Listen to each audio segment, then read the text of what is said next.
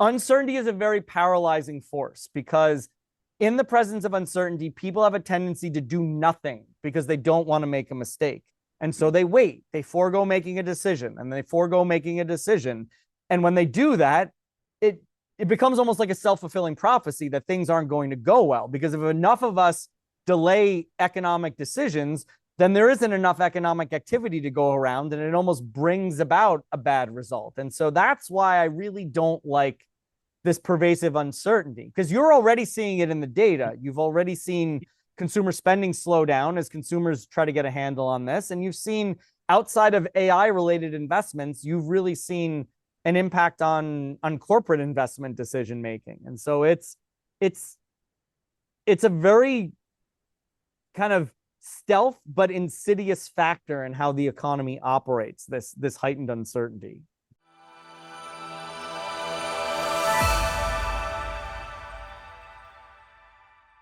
Hi, Adam Gower here, founder of GowerCrowd.com and host of this YouTube podcast series, Real Estate Market Watch, current events through a real estate lens. My guest today is Ryan Severino, who is chief economist and head of research at BGO.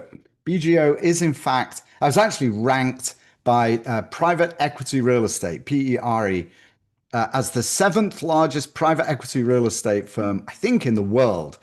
Just a few years ago. And Ryan will tell you a little bit more about their extreme scale when we start talking. He is also adjunct professor at Columbia University and considered by Private Equity Real Estate, PERE, in the top 100 most influential people in global commercial real estate. Oh my goodness, what a treat we have listening and talking to Ryan today. Now, I also did a little bit of research. I'm going to go ahead and share this with you in a LinkedIn post. So definitely connect with me on LinkedIn. Just look me up, Adam Gower or Gower Crowd. You should find me fairly easily.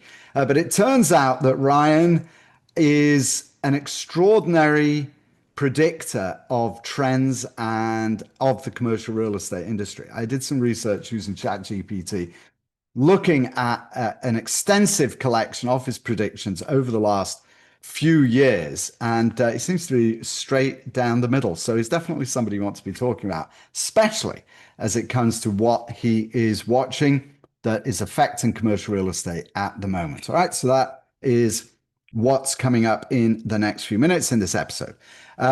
Go to, if you're not already subscribed to my newsletter, please go to GowerCrowd.com, subscribe there. I do share summaries of these fascinating conversations in written form on the newsletter, as well as some ideas and tactics for improving your capital raising efforts in the market in today's economy. And occasionally I take a look at some really cool AI and commercial real estate intersecting startups that you should know about. All right, all there at GowerCrowd.com. Just hit the subscribe button. Okay, let's get on with it. Ryan Severino, chief economist and head of research at BGO. Boom, coming right up. Ryan, super good to see you. Thanks so much for joining me. Before we get started, more than welcome. Before we get started, though, and I'm delighted to say that we are going to talk about the second coming, but not the one that most people think about. Can you just tell us a bit, who is BGO? Just give us a bit of background on who BGO is, would you please? So BGO is maybe one of the largest private equity firms that nobody's ever heard of. Because we focus on real estate. If you're in the real estate world, you might have heard of it. If you're not, it's kind of, just escapes your attention, doesn't show up on your radar screen. But BGO is actually, I might be slightly off on this, but I think now top 15 global investment managers by real estate AUM in the world, just shy of about 90 billion US dollars. We have presence in about, call it 25-ish offices around the world. We really focus in North America and Europe and Asia Pacific. And so that's a lot of what I'm really involved in, thinking very big picture about what's going on in the world, what's going on in the economy, and then what do those things mean for commercial real estate and real estate investments. Gosh, I love that. It's like I was saying before we started, it's the exact theme of this podcast series. So last week, or just recently, you wrote a post called The Second Coming basically, right? Yeah, but it was referring to the poet Yeats or Yeats. How's it pronounced? Yeats, I think, right? I learned it as Yates. Yates, So Yates's second coming. So, and he was talking about the existing economic order breaking down. So, can you unwrap that a little bit, just kind of high level? What were you referring to? What policies and practices are being abandoned, and what's replacing them?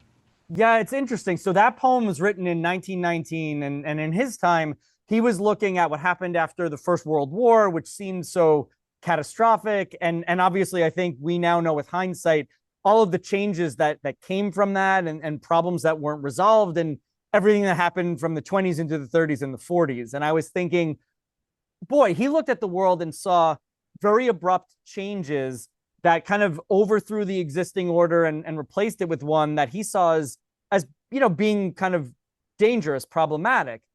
And I thought, okay, maybe I'm not quite as dour as that, but we have seen a significant change in what I think has been the established economic order of the last, call it 30, 35 years of globalization, right? We've seen push back against what I think most people think of as globalization, free trade, the free movement of people, even to an extent, the free movement of capital and ideas has been pushed back upon. We've seen a very abrupt change in, I'll just as a non-political statement, US trade policy in a very short period of time. We've gone through, call it 90 years of reduction in tariffs and non-tariff barriers, and now we're very quickly moving in the opposite direction. We've had a monetary policy shift in the last year or so, and we've even had fiscal policy in a way that it doesn't quite do what it did once upon a time, or it was designed to do in a lot of the developed nations of the world. And so I just look at that environment and think, okay, maybe I'm not as dour as Yeats was when he looked at the world in 1919, but I do see a lot of changes occurring quickly, and I think some of them are fairly durable. And it does suggest that we have a bit of a new world order relative to what I've understood to be the world order and economic order for the last 30, 35 years or so. Well, let's unpack those. There were three in specifically that you talked about in this piece. So let's drill down on those a little bit. Again, this podcast has nothing to do with politics. This is, as the title says, current events through a real estate lens. We don't really care about politics or policy. We just don't want to know how the world is changing and how it's going to affect our decisions in commercial real estate. It's the only thing that matters. There were three things that you talked about: immigration, trade policy, and AI. Can you unpack each one of those for us and why you think they matter right now? By the way, feel free to lean into your excellent predictions that I've noticed you're just very prescient on. So do feel free to brag about those. A pretty clear crystal ball, although it gets harder and harder as the world keeps changing. So let's do immigration first. And as you said, very apolitically, I don't think the average person appreciates, certainly in the US, right, how important immigration has been to economic growth. And if I'm being honest about it, it's been a main driver of the US's outperformance relative to a lot of developed countries, which at least up until recently have been not as open door as the US has been. And I think the average person thinks of it as, well, we just have people to go fill a bunch of jobs that Americans don't want to do. And there's some element of truth to that, but also that a lot of immigrants, first generation, second generation, are the founders of companies that have revolutionized the world. And they came to the US, right? That shining beacon on the hill because of the dynamism of the US economy and the ability, it's kind of our ethos here, that we're not afraid to fail and pick ourselves up and dust ourselves off and just keep trying until something works. And so I think losing that takes some of the dynamism out of the economy, but it also just objectively slows economic growth down. And so that is different from how I've understood the US to exist for the entirety of my life up until fairly recently. The second thing, in terms of trade policy, this is interesting to me because as a someone who studied international economics for, let's call it 3 decades at this point, that to me was one of the areas of economics where there was like pretty good consensus agreement. We probably differed across the ideological spectrum in terms of the remedies and what to do about it. But up until recently, there's pretty good consensus on the left and the right that free trade was generally beneficial, right? It goes back to David Ricardo 100 years ago and, gains from comparative advantage in those things. That up until recently was fairly settled orthodox economics. And now it's been turned on its head a little bit. And I just will say, again, objectively and apolitically, it makes the economy function less efficiently, both as consumers, but also as producers in the United States and other parts of the world. So that is a significant change that we're having to work through. And then the last thing, AI, I know there still is a lot that we have to learn about AI, but it is already starting to transform how the economy operates. And that will only intensify over time because we are just scratching the surface of utilization of this technology. And the best analogy I can give you is for those who are old enough to remember this, if you can think back to the 1990s when the internet started to become a thing, right? Maybe you sent a few emails to people and you had very, very primitive browsers and websites. But if you think about where we are today relative to where we started 30 years ago, it has become transformative in terms of how we live our lives and run the economy. I think AI certainly has the potential to be that because it is so powerful and it has been adopted so quickly. So I wouldn't say I'm quite a techno optimist there. I will be objective about it, and we can discuss what some of the potential fallout could be. But I do think the average person who believes that it's hyperbole, that it's overhyped, that it's much ado about nothing, I think they're going to likely find themselves on the wrong side of history over the next 20 to 30 years. Yeah, I mean, actually, yes, I thought you were going to say 20 to 30 months. It might be. I keep hearing that we're going to have, generalized artificial intelligence by 2027. And if that's the case, then it will be more like 20 to 30 months and not 20 to 30 years. All bets will be off. So let's tie all of these three things together. And you notice that the labor market, right? We've had some recent data out of the BLS. You noted that the labor market hasn't collapsed, but that the slowdown is meaningful. Actually, this is one of your prescient predictions relative to inflation. And we can get into that a little bit more detail in a bit. But what data points are you watching most to confirm whether this deceleration is temporary or actually structural? And how does it tie each of these three things together? Immigration, trade policy, and AI.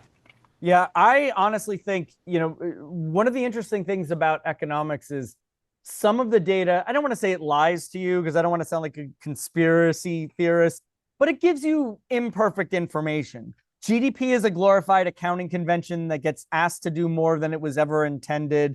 Even inflation is now subject to the whims of more political considerations than economics. But the labor market doesn't lie, right? Either we're creating jobs and people are going to work, or we're losing jobs and people are out of work, and there are lots of ramifications of that. And so I tell people all the time, if you really want to have a good barometer for what's going on in the economy and what's going on in the world, pay acute attention to the labor market. And as you noted, the labor market has slowed considerably in a short period of time. And again, not to be political, but if you look at the first 4 months of this year, up until the announcement of tariffs and Liberation Day in April, the economy averaged about 127,000 net new jobs per month. From May through August, for which we have data, it fell precipitously down to 23. And June actually had a job loss for the first time in about 4 years. And that's where I've been a little more concerned, just because I expected the economy to be slowing down in general this year versus last year. But all of those things conspiring together, right? Immigration reduces labor supply, so that's problematic. The tariffs are creating a lot of uncertainty, which makes it very difficult to make decisions, especially longer term decisions like hiring. It's even caused some job loss in industries that have been negatively impacted. And then there's this wild card of AI. And again, I think we're far from settled on the impact of this, but certainly some organizations are leveraging it. I won't say it's replacing people just yet, but at a minimum, it's reducing the number of people that organizations feel that they need to hire. And so that's a pretty powerful combination of forces that's coming to bear on the labor market right now. So, okay, so what are the implications for real estate? If we look at this as being a structural slowdown, and presumably implications to potential GDP, what is the impact then? How should real estate investors be viewing these shifts? So there's some good news and some bad news there, right? The bad news is real estate remains an incredibly pro-cyclical asset class. And so all else equal, which I know is a very economist thing to say, I would rather see the economy accelerating or maintaining speed if we can. A lot of good things come out of that, right? Job growth, real wage growth in excess of inflation, which actually produces real spending power. Living standards go up, especially if it's driven by an increase in productivity, which makes us all better off in the long run.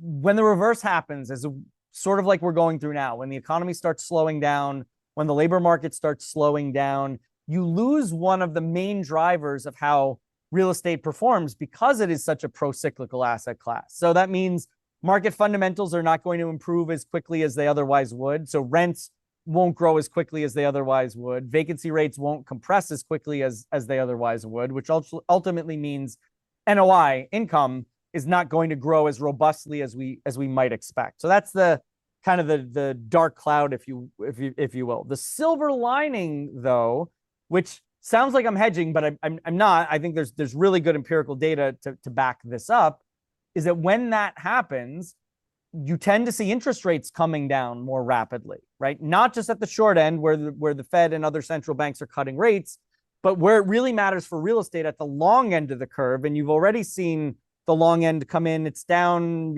call it 50-ish basis points from its, recent cyclical high. That, to me, is what can really turbocharge the market because it's still such an interest rate sensitive asset class. And just to put our cards on the table and be honest, that's where the industry has really gotten punched in the mouth over the last 3.5 years. It hasn't been so much on the fundamental side. Yes, we've seen some overbuilding in some spots and we've seen fundamentals deteriorate a little bit, but the majority of the pain has been on the capital market side because the Fed raised rates so aggressively in about 18 months. So as that starts to unwind, again, I'd still rather see the economy humming along, but I do think that's a pretty good silver lining for those of us in the asset class because it would more than offset any slowdown that we're going to get in the economy. So I know it sounds like, oh, you work for a real estate firm. Of course, you're going to say that. But again, I think there's really good, not just my own modeling, but really good historical evidence to support that thesis. And so that's where I think we really are in the real estate cycle with everything that's going on right now. Okay, so that actually makes me want to go down a little bit of a rabbit hole and off the fairway of this line of questions that I have for you, just briefly, and then I will come back to the main game, Sure. if you like, in a second. But there's a lot of talk about or a lot of pressure on the Fed to reduce interest rates.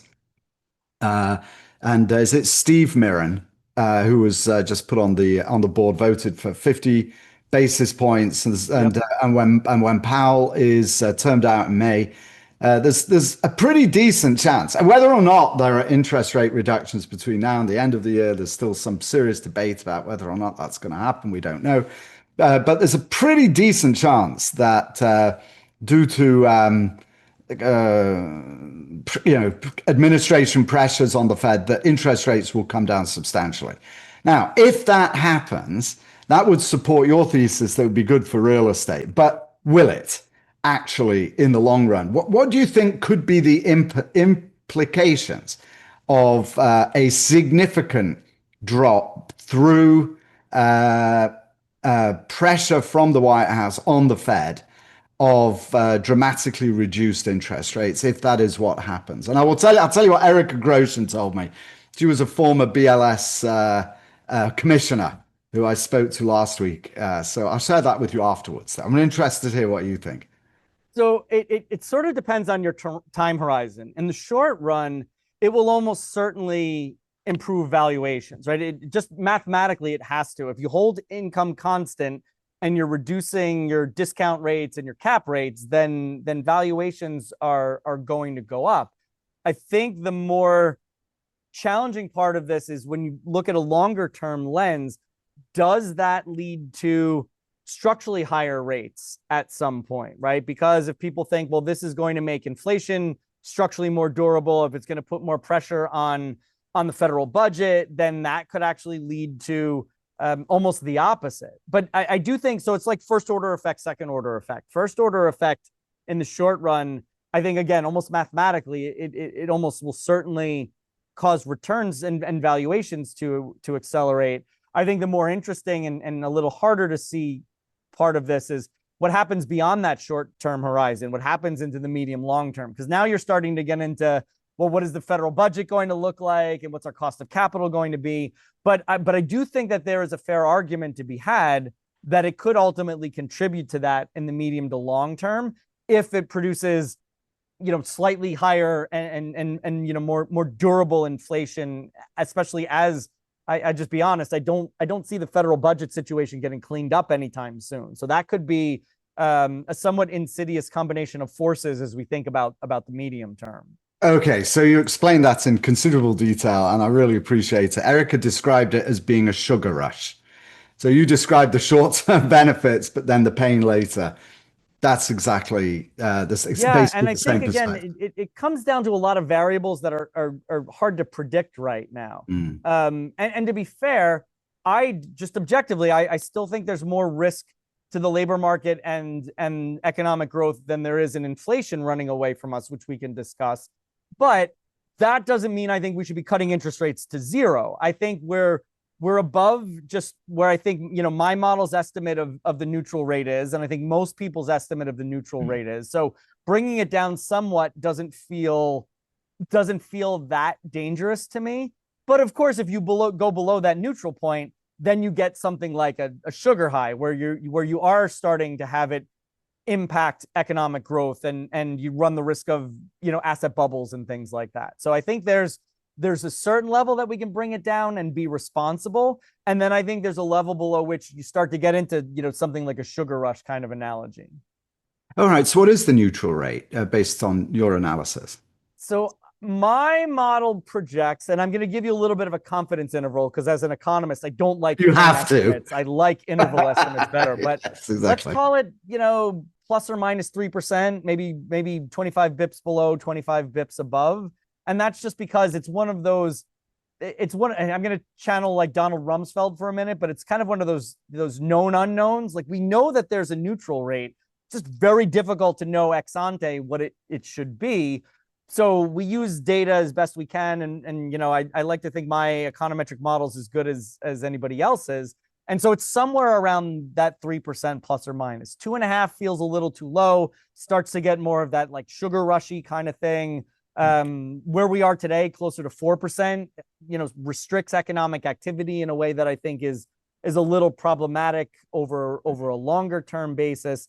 And the one caveat to that, of course, is some of this depends on what happens to the economy and the business cycle. Because if we do end up in a recession, then it certainly suggests that you should be cutting rates. But assuming that's not the case, if it's just kind of a slowdown or more tepid economic growth, then there's no good argument that we should be cutting, the Fed funds rate to, 1%, 2%, something like that. That's not necessary. Right. So 100 basis points below where we are right now. Give or take feels about right. Yeah. All right. So which sectors? So let's get back to the fairway. Although that's a really interesting diversion, actually. But which sectors of commercial real estate, when we're talking about labor, which I know has been your focus more so, and you've actually been one of the few economists to talk about labor as being a key driver versus interest rates, and that was certainly echoed in Chairman Powell's latest meeting, actually dominant, actually to that meeting, focused on labor. So, which sectors of commercial real estate you think are most exposed to a constrained labor supply? The short answer, to be pithy for a second, is that they all are. To me, it's the one, sort of pervasive driver of all of these things. But I would say if you think about the structure of the U.S. economy and how 70% of it is consumption driven versus, major economies in Europe or Asia.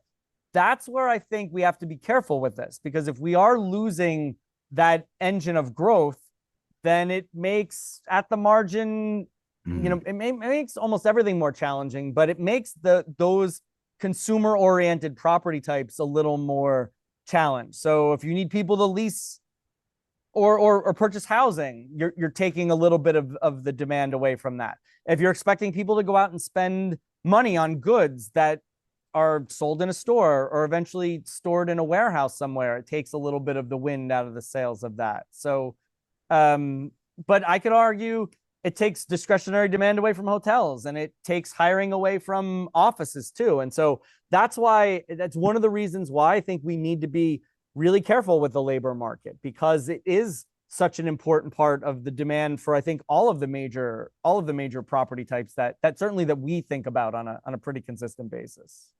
Well, let's chat about this other pillar of the second coming, and that is trade policy.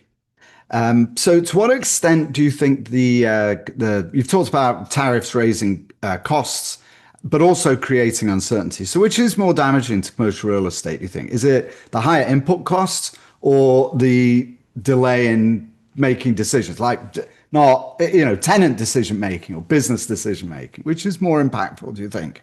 I actually think it's the uncertainty, and let me explain why. I know that counterfactual is always really difficult in economics, but I'm going to play that game a little bit anyway. If we just got the tariff rate going up, pick a number, 1,000 basis points, then even if that's not an outcome that you wanted as an organization, like, you take that variable out of the equation, like, it becomes a constant. You know what it is, you know how to run your business and how to make hiring decisions and capital investment decisions over a medium to long-term basis.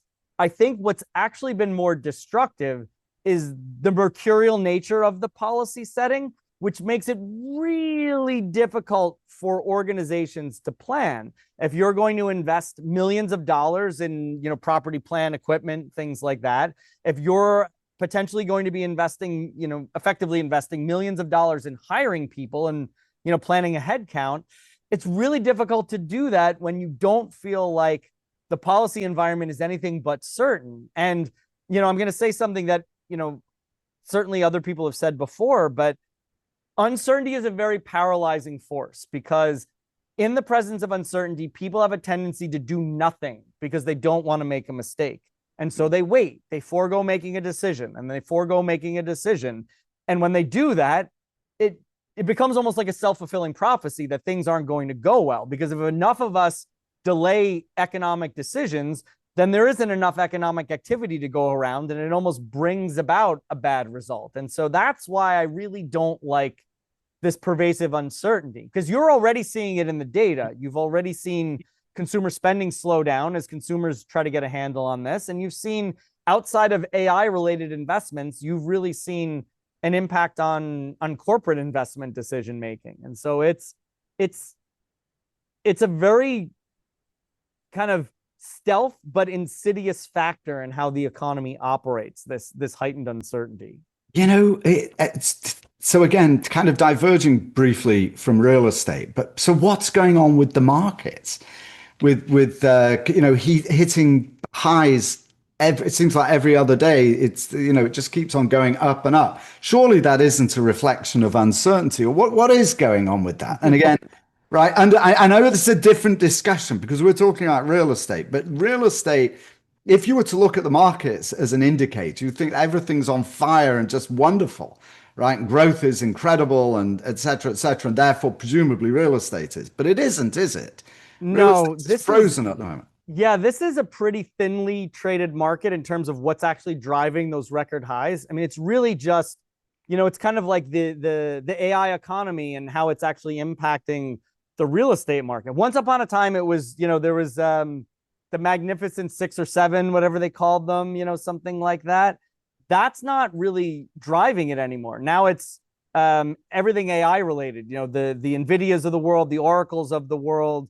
Even Intel's gotten a bump recently from some things that they're doing, the open AIs of the world, which is obviously connected to Microsoft. You're really seeing that part of technology specifically is really driving the market at this point. It's not a really deep upward pressure on the market. There's a lot of companies that are not participating in this. And even in technology, if you're not really at the forefront of this AI revolution, you're probably a little bit of a laggard at this point. Okay, so let's move to AI now. This other pillar of the of your piece on LinkedIn the other day, actually in your newsletter. So now you framed it. It's actually a fascinating perspective, Ryan. You framed AI as a paradox, right? Slowing job creation potentially in the short term, but also, and this actually speaks to what's going on in the stock market as well, keeping GDP afloat. All right. So how should real estate investors be thinking about that tension? Right? Do you think it changes space demand, especially for office and industrial? Like what's going on? How should we read this paradox? Yeah, it's really interesting because a lot of it will come down to the property type that you're interested in and the geographies that you're interested in. So obviously, data centers themselves are the beneficiaries of this, right? There's a massive data center boom. There are resource constraints, which is really the main limiting factor at this point. Can you obtain the semiconductors that go inside? Do you have access to power? Do you have access to water? Building the shell of the building itself is really not expensive or complicated. It's all of these other factors that really make it a challenge. I think beyond that, I think there will be winners and losers in that space. And I think some of it will actually depend on geography. If you're in I know that market's fallen out of favor, but if you're in like a very tech-oriented, AI-oriented, like the Silicon Valley, that market is going to benefit from that, right? It's going to drive job growth. It's going to drive investment.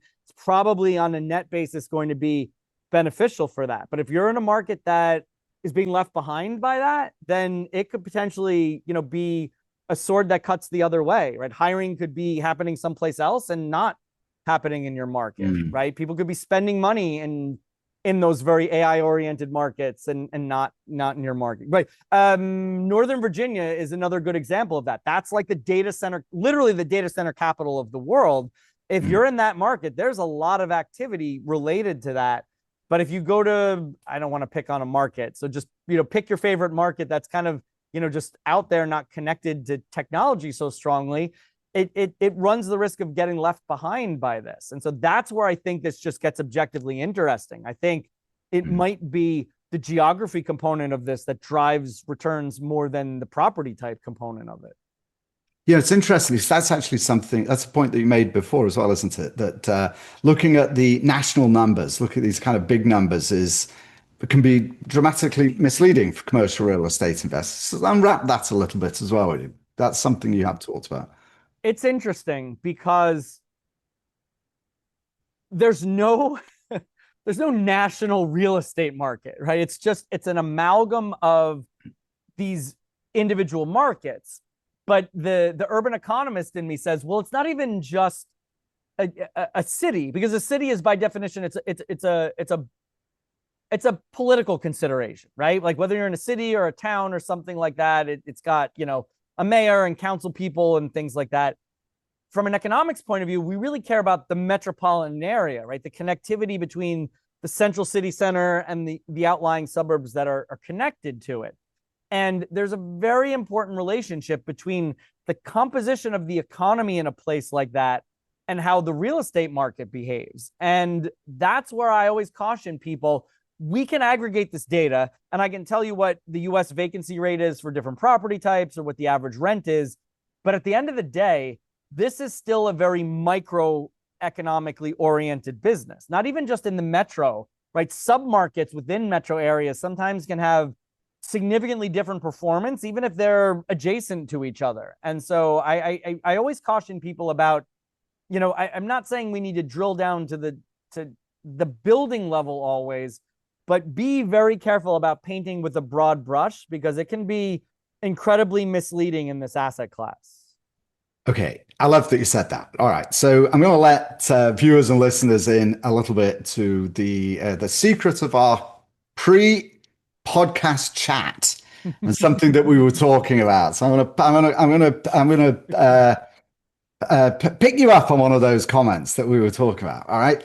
So we were talking about that the challenge that CRE or commercial real estate pros have is not, and my expression, is entirely my expression, is they tend to look to see what's coming by looking at the hood of the car rather than the road that we're headed on, right? But isn't that exactly the point? If you are looking, if real estate is so hyper localized that you really do only need to look at the hood of the car. You really don't need to look at the bigger picture. You don't need to look at the macroeconomics. If the local market that you're working in is functioning well, and you're able to make some reasonable predictions there. Does it really matter? Do all these macro predictions or clever economic analytics really matter? So the short answer is yes, because those things will still filter through down to the micro level. So if you think about it like an attribution, it's going to differ from market to market and property type to property type. There's going to be some percentage of an investment's return that's going to be attributable to these sort of macro systematic factors. And there's going to be some level that's attributable to more microeconomic, more idiosyncratic factors. And again, that split will differ depending upon the property type and where you are in the world. That's why I always tell people to pay attention to both, right? So just to give you an example, if you have, the best property in the best submarket, I don't want to pick one out, but just I'm sure you can imagine the image in your mind.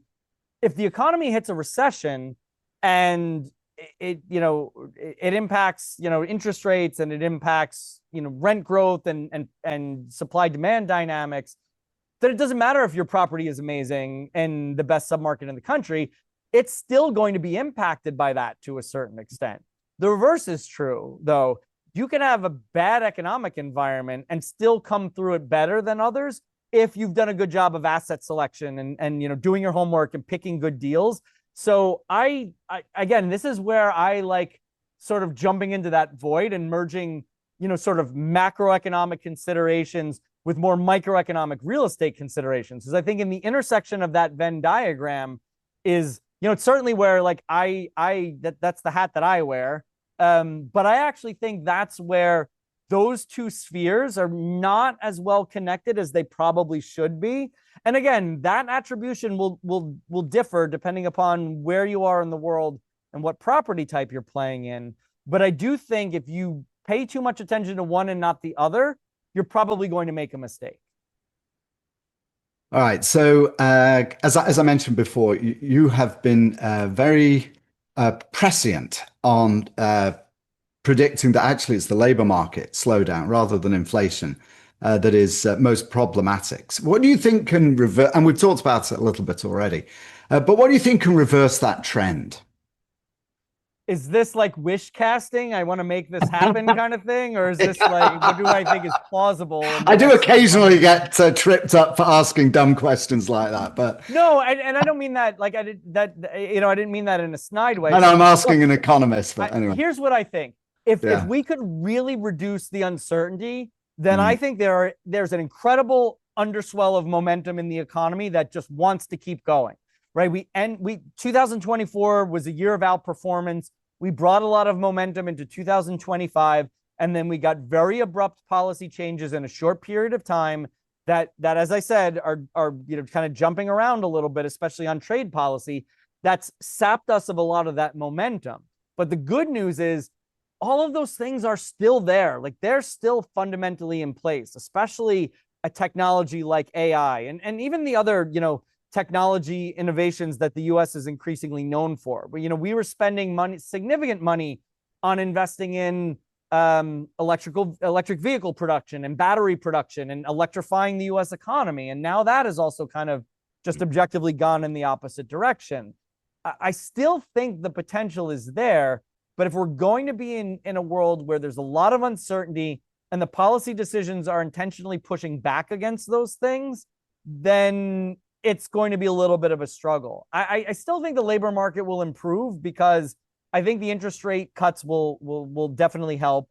And I do think that organizations want to keep expanding. They realize we're in a structural demographics-based labor shortage. They don't want to get caught flat-footed by that. But I think those headwinds that have emerged in the first 8 to 9 months of the year, they're probably more of a feature than a bug at this point, unfortunately. Well, you've actually compared this part of the cycle, or this cycle, to the dot-com recession, not 2008. I remember actually both and lived through both of them, as I know you did, actually. So what indicators would flip you towards more of a 2008 style correction? If we really started to see and so here's the good news about 2008, if there is any good news.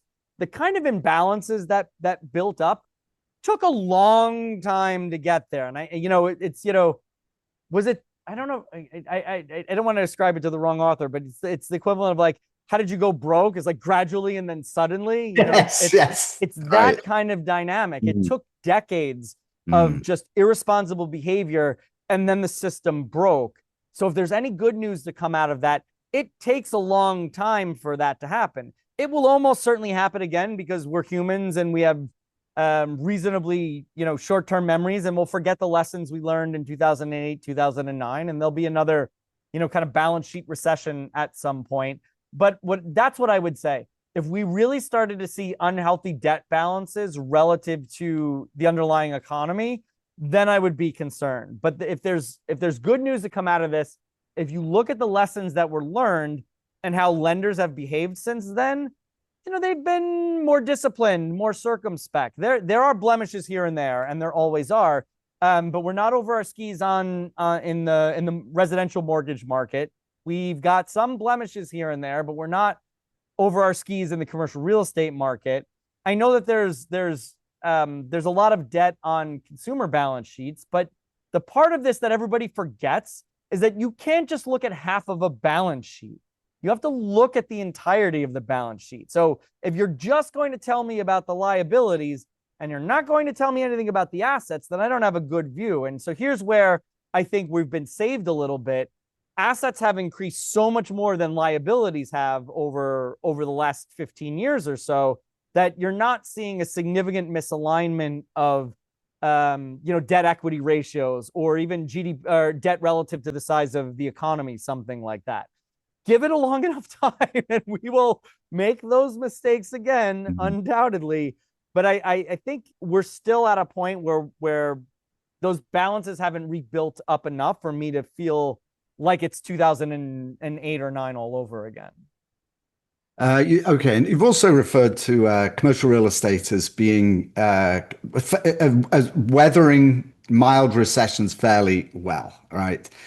So where do you see, if that is the case, and if we are actually in one or we go into one, where do you see the most asymmetrical upsides, asset classes or markets with limited downside, particularly if we see interest rates coming down that extra 100 basis points that you think is the neutral position?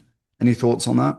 I actually think the housing market stands to benefit a lot from this Mm, on both the for rent and for sale side. On the for sale side, it's a little bit of a strange environment because there's a bit of this ossification of the market going on because so many people have sub 4% mortgages that they're just not moving, right? If you have a sub percent, four or lower mortgage, that's cheaper than the federal government's been able to borrow at for most of the last 100 years as at least a quasi risk-free entity. A lot of people are not giving that up if it means having to take on a 6+% mortgage. And so you've just seen inventory come to almost like a massive plummet in for sale inventory that rivals what happened in the 2000s when you just didn't see a lot of inventory for sale. So I think that would certainly help.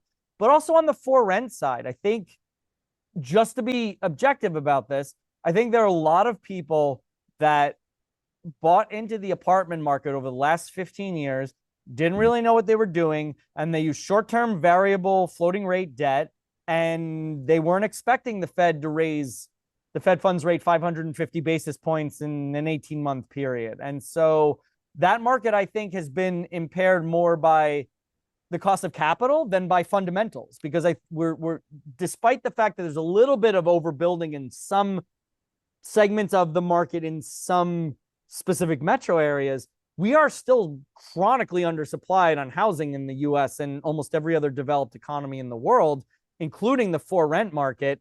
I think a lot of those deals that have just been troubled by the cost of capital would actually benefit a lot because, as I said, the supply demand dynamics have generally held up pretty well. It's really been a capital markets consideration that's really thrown trouble their way.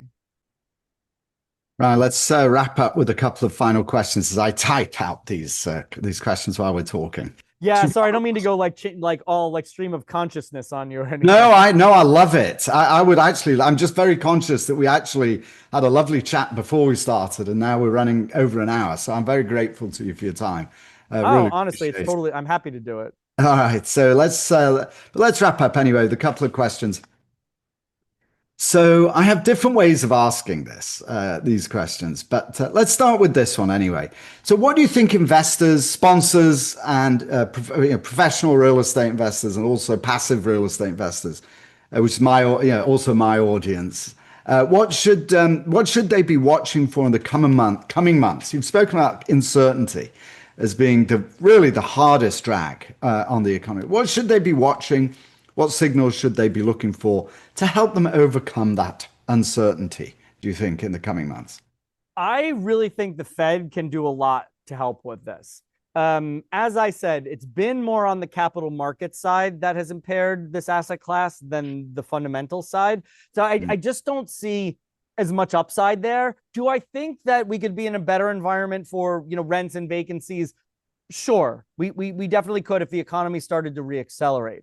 But I just think there's so much more upside in terms of what real estate capital markets can do. And this is where I actually, in something that I'm writing this week, I actually said that we can actually have a really good run over, I don't know, I try not to peer into the crystal ball beyond 5 years. So let's just call it 5 years forward from where we are today.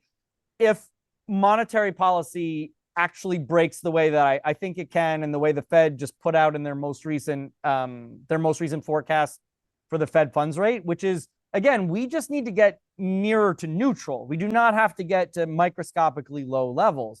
So I would say really pay attention to not just what the Fed does with interest rates, but pay close attention to their forward guidance and their forecast, because the market is going to take its cues from that.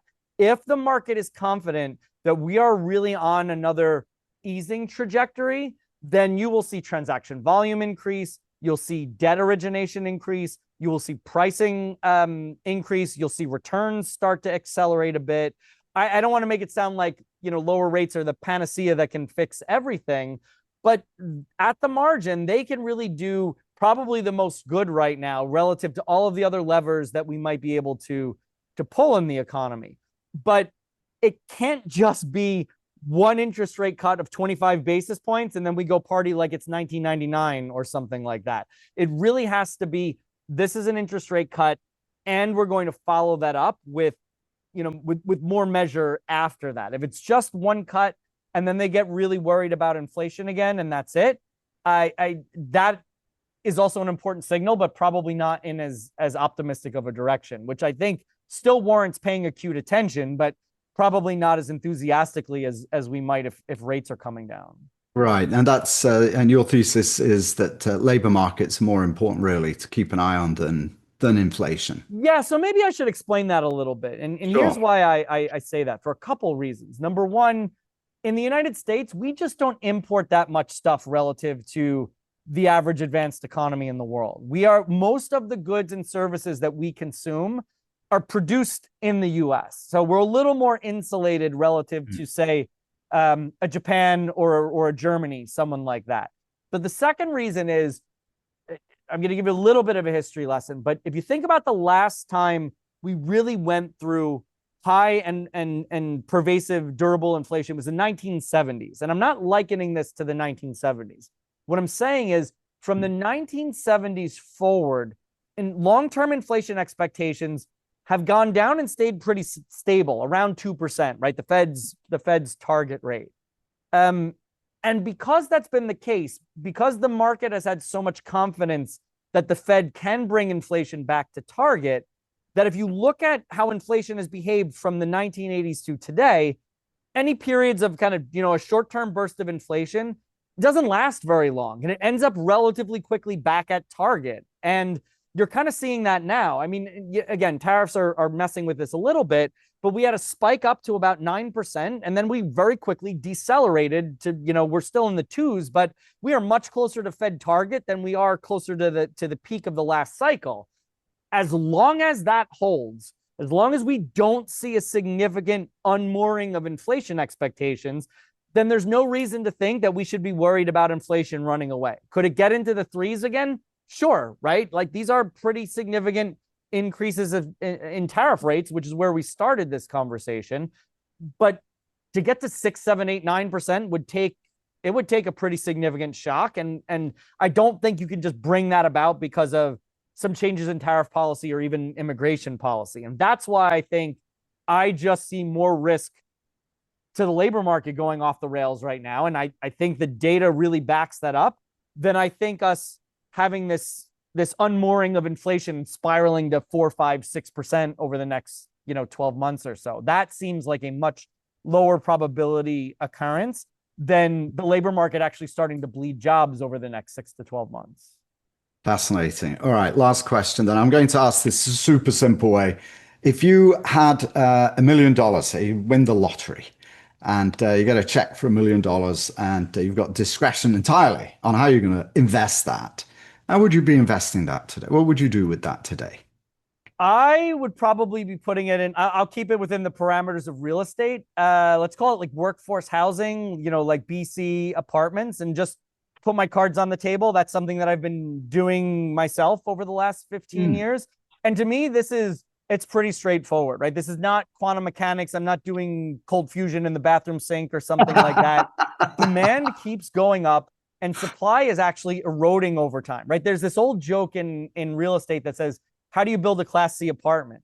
You build a Class A apartment and you wait 40 years because the economics don't work to build Class B, C apartments. So nobody really builds them. And so to me, it becomes more bond-like, but with a higher yield and the ability for the asset to appreciate, unlike a bond where, the price only appreciates if interest rates go down. And if you don't actually sell it during that period, you just get your principal back at the end. So, I look at it and say, like, that's a pretty nice return for what I think is a relatively low, not riskless, but a relatively low risk part of the real estate market. Again, it's not quantum mechanics. I just see demand increasing and supply over time just failing to keep up more and more.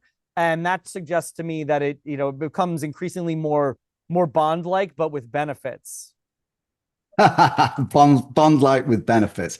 Actually, well, I was going to say, I spoke to Greg McKinnon at Priya. Oh yeah, Greg's great. Greg's a great guy. Yeah, so Greg actually did some analysis of this, and he says, yeah, this workforce housing has outperformed luxury. Overall, it outperforms it in the long run. It's definitely the best bet. But anyway, back to you, Ryan Severino. I pronounced your name right, I hope. Absolutely. Okay, Chief Economist and Head of Research at BGO. Thank you. What an enormous pleasure to meet you. Thanks for joining me on this show. No, honestly, Adam, I'm always happy to do it. And if you wanted to, 6, 12 months down the road, we can see where we are in the world and compare it to where we are today and see how this has unfolded. I find the world, as it gets harder to predict, it gets more interesting at the same time. May you live in interesting times. Yes. Thanks for joining me, Ryan. Thanks for having me. I appreciate it. All right, that was Ryan Severino of BGO, Chief Economist and Head of Research at BGO. Ryan, enormous pleasure meeting you. I do actually remember, gosh, I guess it's kind of embarrassing that I didn't actually remember what it was that it drew my attention to you originally. It was an article you wrote about your love of Japan, actually on LinkedIn. I just noticed that now. I do remember that standing out. So I thought, oh yes, this fellow has similar cultural interests as I do. So that was it. So anyway, thank you so much for joining me today. It was an enormous pleasure talking to you. Yes, I would, in fact, like to follow up at some point in the future and see where things are going and actually see if some of the predictions, or not predictions, but some of the insights and commentary shared with us do, in fact, manifest exactly or in a similar way as predicted. And to you too, dear listeners and viewers, thank you for joining us today. I hope you enjoyed it. I'm sure you did. I found it absolutely fascinating. It was great to meet Ryan. And if you've not subscribed to my newsletter, just go to gowercrowd.com. Actually, forget that this time. Connect with me on LinkedIn. Right, so I'm going to write a little piece about Ryan separately. So go ahead and connect with me on LinkedIn. I do write a lot there. It's a lot of fun. If you want to join the conversation, it's a great place to have a chat about some important things that are going on in the world as they affect commercial real estate. And you'll find that there are plenty of other people who have similar either thoughts or able to contribute to the conversation that will help you make better, more informed decisions as you move forwards in your investing activities in real estate. Okay. That's it for today. Ryan, again, thank you. And thank you, everybody, for joining us today. But until next time, this is Adam Gower signing off.